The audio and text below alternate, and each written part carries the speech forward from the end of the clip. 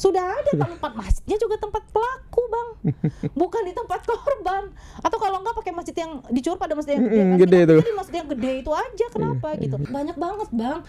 Udah korban enggak bisa hidup normal. Udah korban biaya juga orang tuanya, Bang. Sampai rumah digadai, ini salah satu ya. Yang sangat miris adalah rumahnya R itu digadai, Bang. Untuk biaya berobat. Untuk biaya berobat. Dan masih memiliki hutang yang banyak. Kita undang-undang hukum acara kita yang terbaru itu baru nanti diterapkan di tahun 2026 di mana korban dan saksi memiliki hak untuk didampingi oleh pengacara. Tapi Hakim Lase sudah menerapkan itu di kota. Kenapa? Kasus ini viral kan? Berarti harus terang benderang dan terbuka. Itu saja masih diperdebatkan terkait 10 tahun. 10 tahun. Padahal secara undang-undang 10 tahun itu adalah hukum maksimal bagi anak. Oke, satu.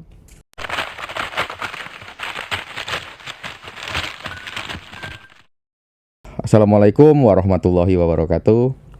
Tribuners di Bengkulu khususnya, beberapa hari ini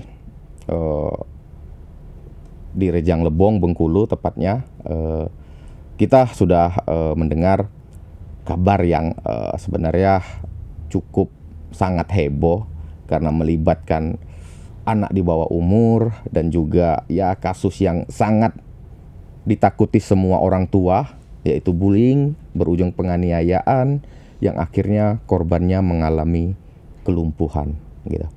Dan kasus ini sangat unik karena apa? Di awal kasus si pelaku ini sempat lama sekali ditangkap oleh pihak kepolisian. Nah, setelah ditangkap, diproses di peradilan, ada satu kejutan lagi di mana hakim tunggal memutuskan salah satu dari pelaku itu hanya dihukum kerja sosial membersihkan masjid.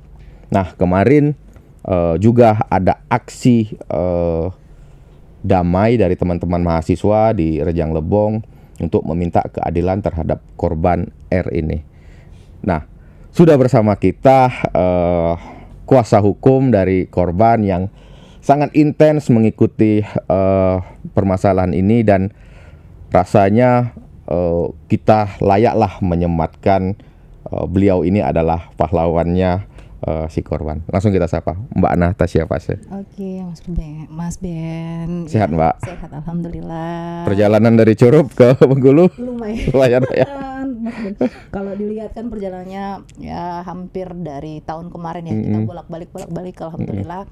Kemarin sedikit mengobati rasa sakit hati kita itu, sedikit walaupun tidak mengobati 100% gitu. Mbak, sebelum masuk ke inti dari obrolan podcast kita hari ini, sadar nggak kalau Mbak Ana ini sekarang disematkan sebagai kuasa hukum kasus-kasus yang menonjol di Bengkulu? Iya, kasus-kasus viral ya Mas ya, yang dimana saya juga kasus yang 2 bocil kemarin, ada yang menghujat juga bagi yang tidak tahu kronologi sebenarnya.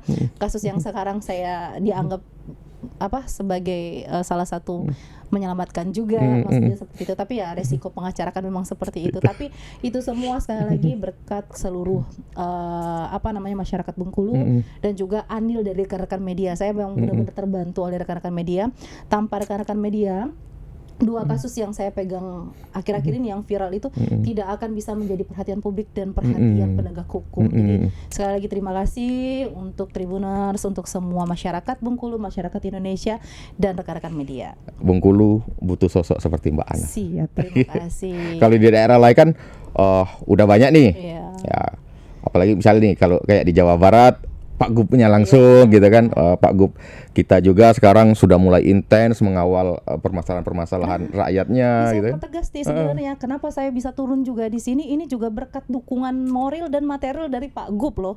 Jadi ini saya memang pengacara pribadi dan pengacara Pemprov yang diturunkan oleh Pak Gub langsung untuk mengawal kasus ini. Jadi 2 kasus bocil kemarin saya yang menjadi pengacaranya salah satunya.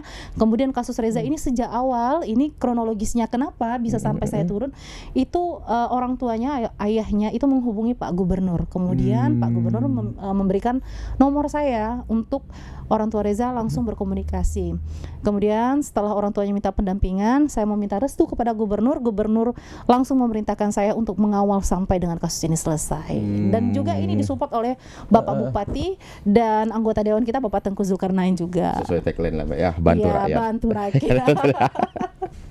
Mbak Ana, mungkin ada beberapa ini kan sebenarnya kronologi kejadian ini panjang, mulai dari awal kejadian, ada drama penangkapan juga yang dinilai oleh keluarga lambat. Nah, ketika di proses peradilan juga ada satu pelaku yang ternyata divonisnya mengejutkan ini. Sangat mengejutkan. Boleh ceritakan dulu awal kronologi dari korban R ini akhirnya mengalami pembulian ya, Mbak.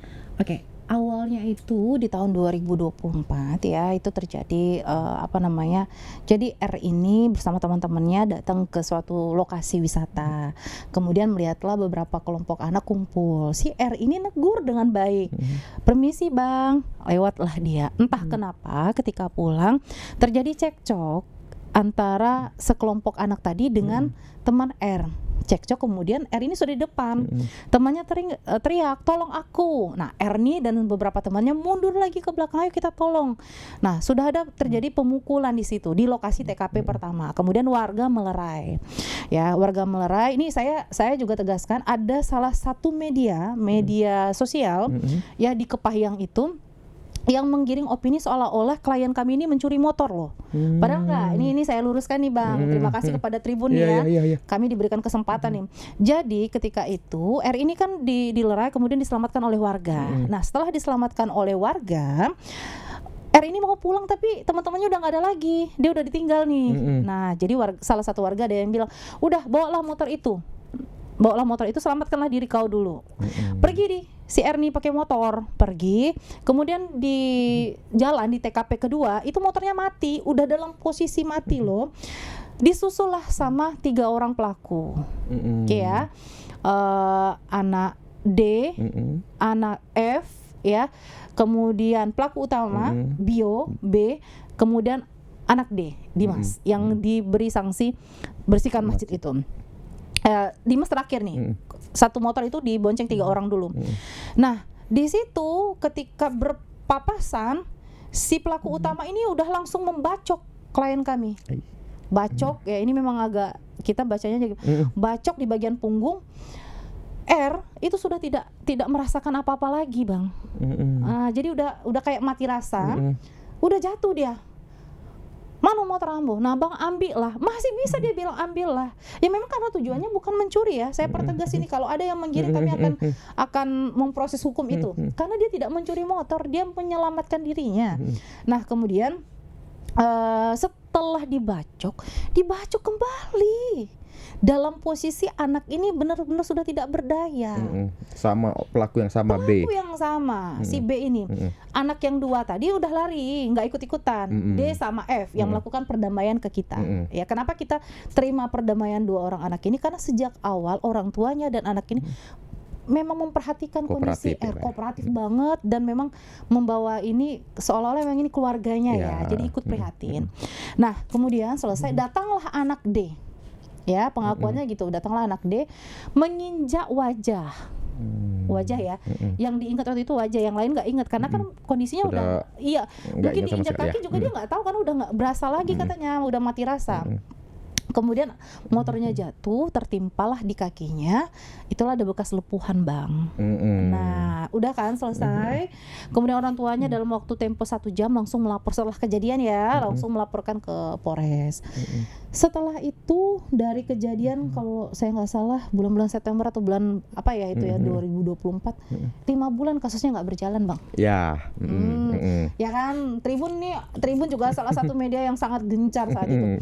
Nggak berjalan sehingga orang tuanya menghubungi Pak Gub saat itu sedang live TikTok. Nah, live TikTok, saya dihubungin saat itu posisi saya lagi ditambang karena nemenin klien kan.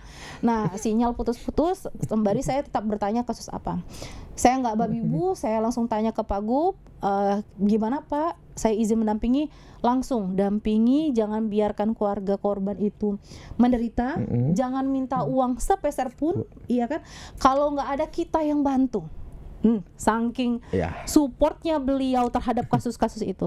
Saya turun, ketika itu saya menghubungi Pak Bupati juga ya, Bang Fikri saat itu, dan beliau juga mendukung. Turun, akhirnya sempat viral nih Bang, iya kan? Kita turun, diadakanlah konferensi pers dan segala macam sempat menjadi perdebatan. Tek pada titiknya pihak kejaksaan P21-kan itu. Jadi tidak ada penangkapan nih Bang kepada 4 orang anak ini.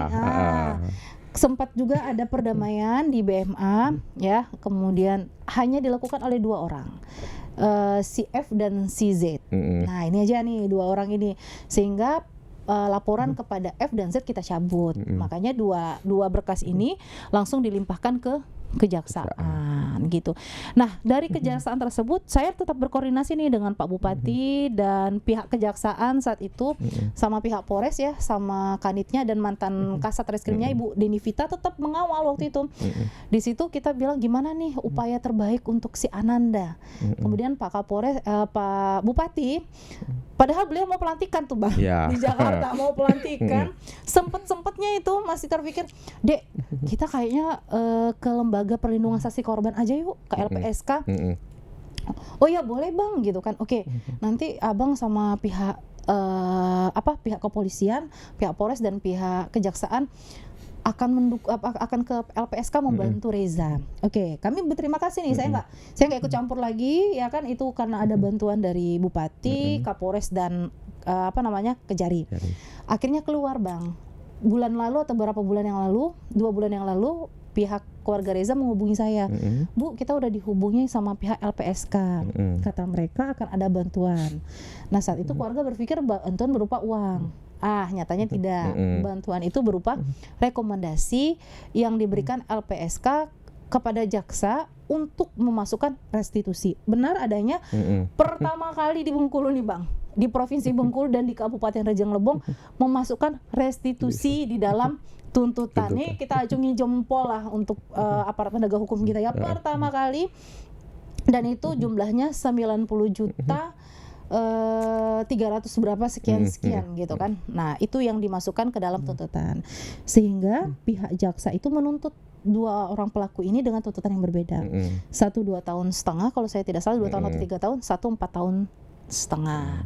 Tapi restitusinya sama, 90 juta. Iya. Oke. Kita pelan-pelan masuk ke ini yang menariknya nih. Ini gong itu sebenarnya Pak. Gong ya, pelan-pelan. Dari putusan yang pertama, si D, akhirnya hakim tunggal memvonis hukuman kerja sosial berupa membersihkan masjid selama 60 jam. Iya, 3 jam per hari Bang. 3 jam per hari. Menurut Mbak Ana? Jadi susah juga kita ya, karena ketika kita berbicara tentang anak, sistem peradilan anak sendiri itu memang membuka celah untuk anak untuk tidak dihukum berat seperti orang dewasa. Akan tetapi kan ada pertimbangan hukumnya Bang. Malam tadi kita sudah live di salah satu stasiun nasional dengan Kang Asep. Sampai statement Kang Asep itu kan sangat membardir, jelas banget, buta, tidak bisa membaca dan menulis, kata Kang Asep sampai seperti itu. Karena benar dalam sistem peradilan anak itu tidak ada hukuman membersihkan masjid. Yang ada anak dikembalikan ke orang tua, ke lembaga anak, ya kan. Kemudian juga pembinaan, ada lembaganya nih Bang. Dan kerja sosial itu bukan membersihkan masjid, tapi dikembalikan ke lembaga. Memang ada lembaga yang menaungi. Nah tidak ada satupun dalam undang-undang sistem perlindungan anak itu anak diberikan sanksi membersihkan tempat ibadah. Tidak ada. Jadi ketika kemarin konversi pers, ya kan, dari pengadilan, rekan-rekan kan banyak bertanya nih, rekan-rekan wartawan macam alasannya itu dari Bea Bapas. Nah setelah kita cek, Bea Bapas nggak pernah memberikan itu. Yang mereka berikan adalah jika dilakukan diversi, ya kan, antara pelaku dan korban, maka anak boleh dikembalikan kepada orang tua atau diberikan sanksi, misalnya kan, untuk kerja sosial. Nah kalau ada diversi Bang, ini kan tidak ada diversi. 60 jam bersihin masjid Bang, abang udah lihat belum masjidnya? Masjidnya ya ampun Bang, 3 jam itu kayaknya bersihin apa gitu, bersihin kurbannya misalnya kan. Di putusan itu nama masjidnya pun sudah ada? Sudah ada, tempat masjidnya juga tempat pelaku Bang, bukan di tempat korban. Atau kalau enggak pakai masjid yang dicur pada masjid yang gede, gede itu. Jadi masjid yang gede itu aja, kenapa gitu. Terus siapa yang bisa menjamin ketika anak diberikan sanksi itu, siapa yang mengawasi? Iya. Ayo Bang, siapa yang bisa menjamin? Nah yang lebih mirisnya kembali, dari 90 juta restitusi yang dibebankan, hanya 300.000. Itu pun bagi dua, antara D dan B. Ayo loh, 300.000 Bang dibagi dua. Nah itu kan sempat memicu reaksi kita bersama. Artinya ketika 300.000 dibagi dua, berarti kan ada kemungkinan untuk putusan anak B, itu kan tidak ada restitusi lagi. Tapi alhamdulillahnya enggak Bang. Setelah berbagai aksi yang dilakukan rekan-rekan mahasiswa, masyarakat, dan alhamdulillah media dan seluruh orang dan komponen masyarakatnya menjadi satu, akhirnya nggak seperti itu. Gitu. Putusan pelaku utama B adalah vonisnya 2 tahun Bang. 2 tahun penjara dan restitusinya 90 juta 100.000 rupiah. Restitusi itu nanti skemanya bagaimana? Jadi restitusi itu wajib dibayarkan, di mana kalau seandainya orang tuanya tidak punya uang, maka harta benda orang tuanya disita. Kemudian disita, nanti kekurangan dari 90 juta itu anak harus ditahan 1 bulan sebagai ini ya, penggantinya ya. Maka tahanan badan 1 bulan, bukan karena dia nggak bisa bayar 90 juta terus dia tahan 1 bulan, enggak. Kekurangan dari 90 juta itu anak disanksi untuk tahanan badannya atau penjaranya 1 bulan. Jadi 14 hari setelah putusan kemarin ya dibacakan, berarti 2 minggu ke depan kami akan melapor ke pihak kejaksaan apakah orang tuanya ini tadi membayarkan restitusi atau tidak. Kalau tidak, kami akan membuat laporan, kemudian jaksa memberikan surat seperti peringatan lah ya. Kemudian juga nanti jaksa yang akan mengeksekusi itu. Mau sendok 1 buah di rumahnya pun harus disita. Bukan harta anak ya, karena anak ini kan melekat ibu dan bapak. Jadi bukan hanya tanggung jawab ibu, tapi juga menjadi tanggung jawab bapaknya. Gitu. Jadi uang restitusi nanti dari si keluarga pelaku itu dititipkan ke kejaksaan. Iya, nanti langsung sebenarnya itu langsung diberikan kepada korban. Akan tetapi kalau dia tidak membayar, maka jaksa yang akan membantu. Gitu. Selain itu kami mungkin juga akan melakukan gugatan perdata, tapi mengingat dan menimbang, langkah berikutnya adalah melaporkan hakimnya ke KY dan berdasarkan rujukan Kang Asep malam tadi ke Badan Pengawas Mahkamah Agung. Mbak, background si keluarga pelaku ini seperti apa sih? Anak orang kaya kah? Biasa-biasa saja kah? Atau berpendidikan atau tidak berpendidikan? Seperti apa? Kaya miskin itu saya nggak bisa menggolongkan ya Bang. Kalau menurut kaya dan miskin setiap orang itu punya kadar masing-masing nih Bang. Tapi dibilang kalau miskin, nggak juga miskin ya Bang. Karena kalau kita orang miskin itu nggak mungkin punya motor, nggak mungkin ini kan gitu ya. Nah berarti kan adalah mungkin walaupun tidak terlalu berlebih. Nah apalagi pelaku D nih Bang, kita nih baru tahu pelaku D ini bapaknya petani kopi. Nah yang kita tahu kemarin kan bukan nih. Nah di saat kopi lagi mahal kan artinya mampu dong, ya gitu. Kita baru tahu tuh pas ada komenan mungkin dari keluarganya atau siapanya ya berkomen bahwa bapaknya hanya petani kopi. Lah kalau kopinya hektaran ya wah. Kalau 1 ton aja kisaran 80 juta itu sudah. Artinya kan mampu ya. Mampu. Nggak usah bayar uang lah, misalnya bayar biji kopi aja lah kan kita jual sendiri gitu. Oke. Jadi artinya nanti si keluarga D ini keluarga B ini harus membayarkan uang 90 juta tadi ke keluarganya R. Iya, betul. Boleh diupdate kondisi R sekarang seperti apa sih, Mbak? Karena kita kalau saya berpikir uang 90 juta itu itu nggak bisa mengembalikan keadaan dia seperti sebelumnya? Saya nih kalau Bang Ben udah nanya kayak gitu, sosok keibuan saya mulai mau nangis aja bawaannya kan, karena ketika saya datang terakhir itu R ini udah mulai makin kurus ya Bang. Iya, saya lihat foto terakhirnya itu. Ini sudah tulang semua Bang, tangan, kaki, semuanya udah. Cuman mungkin anaknya punya semangat hidup yang tinggi ya. Orang tuanya juga orang tua hebat Bang. Karena saya tuh ngerasain jadi bapak dan ibunya. Dia anak pertama, dia anak laki-laki satu-satunya. Dia yang selalu bantu bapaknya untuk servis listrik ya Bang. Jadi kalau udah berkaitan dengan anak saya udah, makanya bapernya udah minta ampun Bang. Maaf ya, karena itu keadaan si R. Ketika saya datang itu senyumnya sumringah sekali. Sehat Bu. Tapi saya tahu anak ini punya beban yang dia sempat nanya, saya nggak bisa kayak teman-teman saya lagi Bu. Saya nggak bisa bantu Bapak. Saya bilang nggak apa-apa. Ya kan nggak apa-apa, yang penting kamu sehat. Walaupun kami semuanya tahu Bang, kemungkinan untuk R ini pulih sangat-sangat kecil. Kaki. Ya. Diagnosanya apa itu Pak? Kakinya Sarafnya itu putus Bang. Bagaimana bisa kalau saraf putus? Kalau misalnya kesleo atau apa masih bisa Bang, ini sarafnya putus. Jadi sangat miris ketika kalau saya bilang R itu antara hidup dan mati. Iya dia hidup, tapi hak-haknya telah direnggut. Ya kan, hak untuk berkumpul, hak untuk bermain, anak lo namanya, dia punya hak untuk bermain dan bersosialisasi, semua direnggut. Tapi hebatnya teman-teman R masih datang untuk menemani dia. Nah ini yang tadi buat saya sedikit emosi dan bergejolak ya. Ini pertama kali saya ungkapkan di podcastnya Bang Ben ini.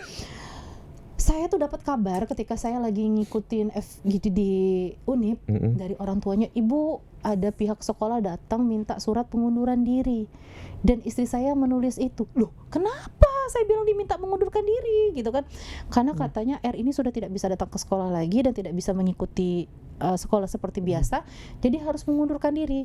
Istilah kasarnya dia ini diberhentikan tapi dengan dalil orang tua yang mengundurkan diri. Saat itu saya langsung menghubungi Pak Tengku Zulkarnain sama Pak Bupati. Saya bilang ini loh, dan beberapa rekan-rekan media. Akhirnya rekan-rekan ada yang menuliskan berita, saya up saat itu, dan Bupati bilang gini, "Wih, kok kayak gitu?" Dia bilang gitu. Bupati langsung cepat tanggap menghubungi kepala Diknasnya, provinsi, kabupaten, kabupaten. Kabupaten. Bang Tengku menghubungi pihak provinsi. Nah saat itu, jadi saling berkolaborasi, kemudian menghubungi kepala sekolahnya. Nah, menghubungi kepala sekolahnya, akhirnya surat pernyataan tadi dianggap tidak ada. Ya, tidak ada. Keluarlah surat baru, Bang. Suara baru yang menyatakan bahwa R tetap masih bisa bersekolah. Ketika ada, kan karena di SMK ya, ketika ada praktek, maka gurulah yang akan datang ke rumah. Wah, saya sama keluarga, sampai keluarga bilang makasih banyak. Akhirnya kan hak-hak R ini kembali muncul, Bang. Semangat hidupnya itu tadi sempat dia ngedon lagi tuh. Iya. Nah, gimana nggak ngedon, Bang? Dia udah jadi korban penganiayaan. Jadi korban kedua kali lagi. Hak konstitusinya dia direnggut loh, Bang. Untuk hak hidup dia direnggut loh, untuk mendapatkan pendidikan yang layak. Padahal dalam undang-undang dasar kita kan nggak ada, Bang. Inisiatif siapa itu, Pak? Kepala sekolah. Jadi kalau kepala sekolah mau marah sama saya, monggo Bu, nggak apa-apa. Iya kan, karena ini dari klien saya sempet, wah kok bisa ya gitu kan. Jadi Pak Bupati langsung cepat tanggap nih. Kata Pak Bupati lah, nggak bisa kan, bisa itu. Pak Tengku langsung marah. Lah, itu korban loh, korban. Pelaku aja diberikan hak untuk sekolah, ini korban. Pak Tengku marah, langsung menghubungi Pak Bupati juga gitu. Akhirnya kembali normal, Bang. Nah tapi tadi klien kami diminta bapaknya sama ibunya bikin video klarifikasi bahwa salah menafsirkan. Saya bilang jangan dong, kita nggak salah menafsirkan. Iya kan, mungkin mereka yang salah tindakan, bukan kita yang salah menafsirkan gitu. Tapi alhamdulillah semua sudah kembali normal, clear. Terima kasih juga untuk pihak sekolah yang sudah menerima kembali Ananda kami. Walaupun gitu kita tetap ngucapin terima kasih nih. Iya. Jangan sampai Ananda R ini Jadi korban berkali-kali. Iya. Banyak banget bang, udah korban gak bisa hidup normal, udah korban biaya juga orang tuanya bang, sampai rumah digadai. Ini salah satu ya yang sangat miris adalah rumahnya R itu digadai bang Untuk biaya berobat. untuk biaya berobat, dan masih memiliki hutang yang banyak untuk biaya berobat. Kita nggak nyalain orang tuanya ya, bahwa abang pun kalau punya Iya. anak, saya pun kalau punya anak, Apa apapun aja saya lakukan, mau belah dunia ini jadi 2, jadi 4, jadi 5, kita lakukan untuk anak, walaupun dokter sudah memvonis kecil kemungkinan untuk sehat. Tapi orang tua masih punya harapan bahwa anaknya bisa sembuh itu, ya. Iya, kalau saya ngelihat bapak dan ibu R ini, dia masih muda tapi jiwanya hebat bang. Kenapa hebat? Sejak awal beliau ini tidak ingin kasus ini sebenarnya lari ke ranah hukum. Maunya secara kekeluargaan saja, baik-baik saja. Tapi apa bang? Ditindas, mentang-mentang dia orang nggak ada nih, ditindas, tidak ada inisiatif. Hanya 2 orang pelaku nih inisiatif nih untuk terus datang mengunjungi lah. Kita pun semarah-marahnya kita, tapi kalau orang datang baik-baik ke kita kan lama-lama akan itu. Nah tapi yang D sama Z ini, orang tuanya sama sekali tidak ada daya upaya, jadi salah. Kalau dibilang sudah ada daya upaya, iya memang ada. Si pelaku utama ikut menyumbang di 25 juta. Dia menyumbang sekitar 5 juta. Memang ada, kami akui itu. Tapi setelah itu tidak pernah datang bang, mengunjungi atau melihat. Coba di posisi lah, Iya. itu anak kita. Padahal yang bacok tuh adalah anak kita loh, gitu loh maksudnya. Masa nggak dateng, bawa pisang goreng aja lah, nggak usah bawa banyak-banyak misalnya, sebagai pengobat luka dan segala macam. Oke. Itu tadi kondisi terbaru korban R yang saat ini harus tetap diberikan semangat Mbak ya, untuk dia agar tetap semangat belajar, apalagi nanti sekolahnya sudah memberikan kemudahan, nanti pihak guru yang datang ke rumah yang ini semoga nanti dia bisa menyelesaikan sekolahnya sampai selesai Mbak ya. Amin, amin. Semoga bang. Kita beralih ke Ibu Hakim. Nih gongnya ini. Apa langkah dari Mbak Ana dan rekan-rekan terkait putusan membersihkan masjid tadi? Terkait dengan putusan membersihkan masjid, secara undang-undang tidak ada dasar hukumnya untuk itu, maka secara peraturan juga dan secara mekanisme yang ada, kami memiliki hak untuk melaporkan Ibu Hakim yang tercinta dan terhormat itu ke KY dan Badan Pengawas Mahkamah Agung. Ya, agar apa? Agar ini menjadi cerminan kepada hakim-hakim yang lain. Nih Bang, saya bukan membandingkan antara hakim di kota dan di kabupaten. Kemarin saya menangani kasus 2 bocah itu. Hakim di kota, ya Pak Lase itu memberi izin nih kepada kita, pihak korban, didampingi pengacaranya untuk masuk ke dalam ruang persidangan. Silahkan masuk, lihat. Kalau ada mau pertanyaan, silahkan melalui jaksa. Padahal undang-undang tidak mengatur itu. Kita undang-undang hukum acara kita yang terbaru itu baru nanti diterapkan di tahun 2026, di mana korban dan saksi memiliki hak untuk didampingi oleh pengacara. Tapi Hakim Lase sudah menerapkan itu di kota. Kenapa? Kasus ini viral kan, berarti harus terang benderang dan terbuka. Itu saja masih Perdebatkan terkait 10 tahun. 10 tahun. Padahal secara undang-undang 10 tahun itu adalah hukum maksimal bagi anak. Oke, satu. Dalam persidangan dari awal klien kami selalu mengeluh, Bang. Ketika ditanya kapan sidang, tiba-tiba belum, tahu-tahu sudah. Ya kan? Nah, terkait dengan putusan itu saya taunya malah dari klien. Saat itu yang menghubungi, alhamdulillah itu Ibu Ica. Nah, jaksanya yang sangat kooperatif saat itu adalah Ibu Ica. Ibu Ica menghubungi, Bapak ini sudah putusan, tapi di luar dari tuntutan kami, Pak.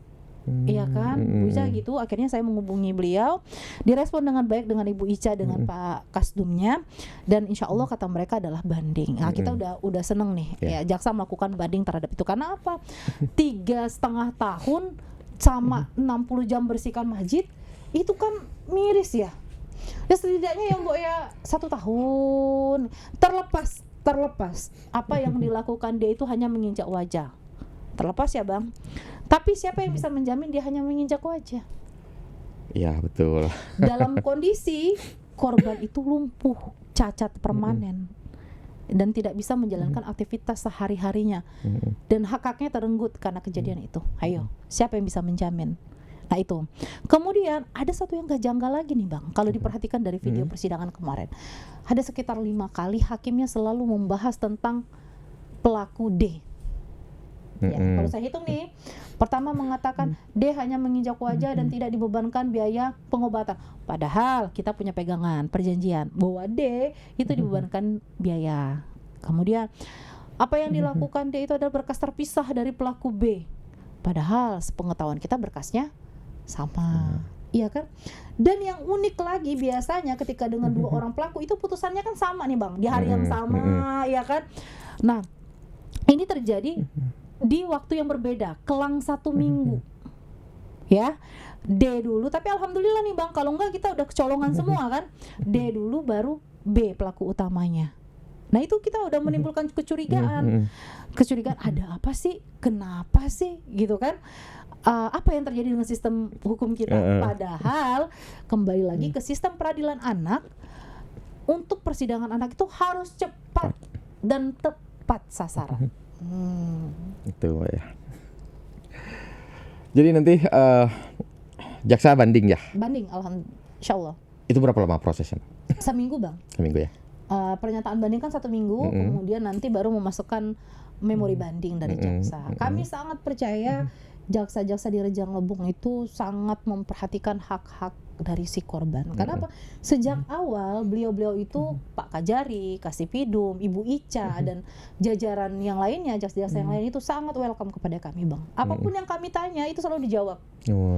Ya itu, apapun yang kami tanya selalu dijawab. Bagaimana perkembangan dan segala, sampai Pak Kasipidum itu langsung berhubungan langsung kepada saya. Pak gini gimana Pak? Oh iya Bu, gini segala macam gitu. Jadi kami mendukung dan kita semua mohon untuk kawal kasus ini, dukung jaksanya semuanya untuk mengawal kasus ini dan proses bandingnya. Bandingnya nanti di mana Mbak? PT kan? Ya, insyaallah semoga putusannya yang sesuai maksimal, ya. sesuai. Karena berkaca dengan kondisi si korban. Iya, siapa sih yang bisa jamin bahwa dia hanya menginjak wajah? Iya, betul. Dalam posisi gini Bang, walaupun hanya menginjak wajah, tapi kan posisinya anak itu lagi nggak berdaya. Ya walaupun dia juga anak-anak, artinya kan hal ini harus dibina Bang. Orang tua sudah tidak bisa membina anak lagi, ya kan? Jadi ya mau tidak mau seharusnya ada tempat yang tepat untuk si anak, bukan membersihkan masjid. Oke. Saya agak karena hal-hal seperti ini kan biasa kita temukan di daerah lain, Pak. Di Bengkulu. Tiba-tiba di Bengkulu dengan yang intensitas yang tinggi,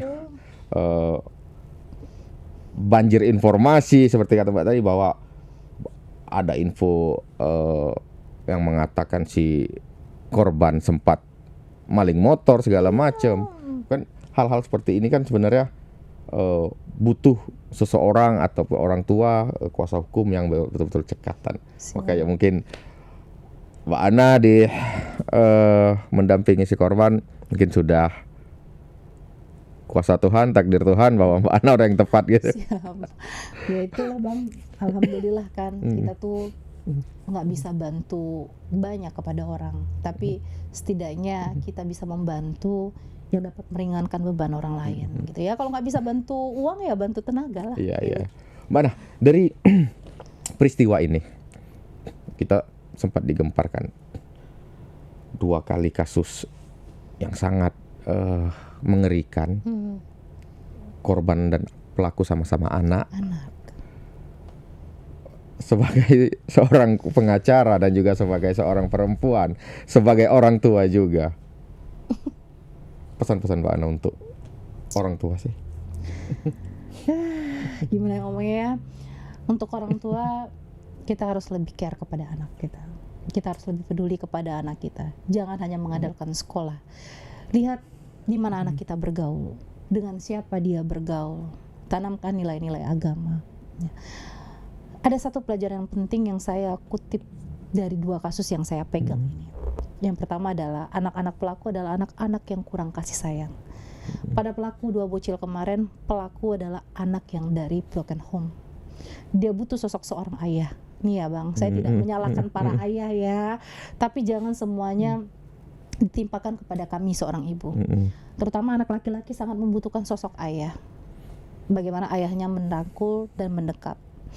Kemudian juga bahwa ketika anak kita melakukan kesalahan, ajarkan untuk mengatakan maaf. Ajarkan untuk menyadari kesalahannya. Jangan pula kita sebagai orang tua mendukung kesalahan anak, Bang. Ya kan? Apalagi berlindung di balik undang-undang perlindungan anak. Kepada pemerintah, saya selalu menyerukan untuk tolong rubah undang-undang anak kita. Ya. Tolong perhatikan kami yang di daerah. Ya. Tolong coba lihat bagaimana makin maraknya tindak kejahatan yang dilakukan anak. Karena apa? Inilah salah satunya. Ketika kita membiarkan suatu putusan tidak mencerminkan rasa keadilan dan tidak berdampak kepada sisi sosial ya pada masyarakat, maka akan ada pelaku DM lainnya. Ya, sampai kapan itu harus terjadi? Jadi mohon juga untuk para penegak hukum, tolonglah berikan efek jera. Sekalipun hukuman pidana penjara itu bukan tujuan akhir dari undang-undang, tapi setidaknya efek jera untuk anak dan orang tua, ya kan? Kalaupun orang tua kita sebagai orang tua nggak mampu lagi mendidik anak, serahkan saja, iya kan, ada lembaganya, Bang, serahkan, biar anak kita tahu, oh begini ya, kalau dididik bukan oleh orang tua, gitu, Bang. Dari berbagai informasi grassroots yang Mbak dapat, apa yang akan Mbak sampaikan ke Pak Gubernur? Kira-kira nanti apa pandangan dari Mbak untuk Pak Gubernur agar permasalahan anak-anak dalam tanda kutip nakal ini di Bengkulu berkurang atau bahkan hilang sama sekali? Ya, jadi kemarin sempat Pak Gub dihujat ya dengan mau bawa anak-anak yang bermasalah karena kalau dibilang nakal nanti labeling saya kena marah nih, ya kan, saya kena marah nih. Anak-anak yang bermasalah dengan hukum, anak-anak yang bermasalah dengan tingkah sosialnya, anak-anak yang bermasalah dengan adaptasinya dibawa ke barak. Saya akan mendukung itu, Bang. Karena apa? Orang tua yang lain ini bukan apa ya, udah ada 10 sampai 15 orang tua yang menanyakan ke saya, kapan program Pak Gubernur itu dilaksanakan? Kami sudah tidak sanggup lagi untuk mencegah. Abang lihat deh di depan kantor Abang. Kalau udah malam, rame, Bang. Saya baru tahu ketika ada orang tua yang ngasih tahu saya. Tahu, Bang, orang tuanya di mana? Orang tuanya dinas di pengadilan dan ada yang jaksa, Bang. Ayo, sebegitu, maksudnya dengan background keluarga yang tahu hukum, anaknya masih bisa salah pergaulan, Bang. Artinya apa? Memang harus ada tindakan-tindakan yang tegas, bukan keras ya, tegas kepada anak-anak. Kalau saya di rumah, Bang, didikan saya VOC, Bang. Anak-anak saya benar, Bang. Karena apa? Saya bukan tipe ibu yang bisa lemah lembut ke anak.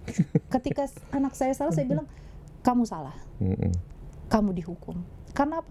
Melihat perkembangan zaman seperti ini, saya harus tegas ke anak saya, Bang. Tapi di balik ketegasan kita juga harus memberikan kasih sayang lebih kepada anak. Bukan hanya bisa menghukum, tapi tidak memberikan kasih sayang, salah juga. Iya kan? Gimana? Mendukung Barak Militer Bengkulu. Mendukung Barak Militer Bengkulu, mendukung siapapun pimpinan-pimpinan daerah, termasuk presiden pun kalau mau mengadakan itu, saya sangat mendukung. Apalagi triggernya 2 kasus besar ini, rasanya Bengkulu sudah harus ada barak militer. Barak militer, Bang. Iya, jangan sampai ada lagi kejadian yang seperti itu ya. Anak-anak yang sebenarnya mereka memiliki potensi. Anak-anak yang sebenarnya ketika mereka diarahkan dengan tepat dan benar, mereka akan menjadi orang-orang hebat. Iya kan? Anak-anak yang sebenarnya ketika mendapatkan kasih sayang dan cinta, mereka itu menjadi orang yang tepat. Betul. Nah, iya kan? Nah, kalau kita lihat, saya mengulas kembali kasus 2 bocil kemarin. Hakimnya itu menyentuh hati kami di persidangan, Bang. Karena apa? Beliau bisa menggali, kenapa sih kamu jadi pelaku yang begitu sadis? Kan nggak terbayang ke kita, Bang. Anak umur segitu bisa melakukan tindakan yang sadis tanpa rasa cemas dan ekspresi yang wah, kenapa sih? Karena sudah mati rasa. Dia tidak mendapatkan belayan kasih sayang dari seorang ayah, bukan seorang ibu ya, Bang, dari seorang ayah. Kita tanya kemarin di ruang sidang pas pelaku utama, saya sengaja duduk di samping ibunya. Saya dengarkan per kalimat tiap kalimat. rupanya pelaku utama juga orang tuanya berpisah. Oke, artinya rata-rata kenapa anak ini menjadi anak yang bermasalah dengan hukum adalah anak yang kurang perhatian dari ayahnya. Ya, itu. Jadi preventifnya seperti itu. Iya. Karena yang muncul peristiwa-peristiwa yang tidak kita harapkan ini muaranya tetap di keluarga. Keluarga, Bang. Benar, Bang. Saya selalu mengucapkan terima kasih kepada rekan-rekan media. Tanpa media tidak ada keadilan yang segong ini. Betul kan? Iya, gong banget karena menjadi perhatian. Jadi sebenarnya hukum itu tidak seperti itu, Bang. Hukum itu harus tegak lurus. Iya, betul. Tanpa apapun, ya kan? Tapi sepertinya pada zaman sekarang tanpa no viral no justice. Iya. Padahal kita sebenarnya nggak pengen dengan tagline itu ya, Pak ya. No viral no justice berarti ada yang salah. Ada yang salah, betul. Kita gitu kan. Oke, sebelum menutup perbincangan ini, Pak, silakan ke masyarakat Provinsi Bengkulu hal-hal yang ingin dipertegas terkait permasalahan di Rejang Lebong ataupun hal lainnya yang ingin Mbak sampaikan ke masyarakat. Oke, terima kasih Bang, terima kasih Tribuners, terima kasih semuanya. Saya hanya mempertegas bahwa tidak pernah ada niatan klien kami untuk melakukan pencurian motor. Apa yang dilakukan Reza adalah bentuk dia ingin lari ya ketika ada orang yang ingin melakukan tindak kekerasan kepada dia saat itu. Kemudian juga saat ini klien kami membutuhkan dukungan moral ya dari kita, dan juga ayo kita kawal bersama kasus ini ya, kita kawal sampai dengan menemukan titik keadilan, walaupun adil itu tidak harus sama rasa sama bagian ya kan, tidak harus ya kan, karena sistem peradilan anak juga mengatur tentang hukuman maksimal terhadap anak. Kami hanya ingin ya pelaku dan orang tuanya itu tahu bahwa apa yang mereka lakukan salah, dan juga tidak menjadi contoh buruk bagi masyarakat lainnya. Jangan sampai ada pelaku DMBE lainnya di Bengkulu dan di Indonesia. Dan pesan saya mungkin juga terkait dengan dua kasus yang viral, terutama dengan kasus Reza ini juga, kita sebagai orang tua harus menyayangi anak kita. Jangan hanya bisa menghukum, tapi juga bisa memberikan kasih sayang. Terutama kepada anak laki-laki, sosok ayah begitu sangat diperlukan. Itu Bang.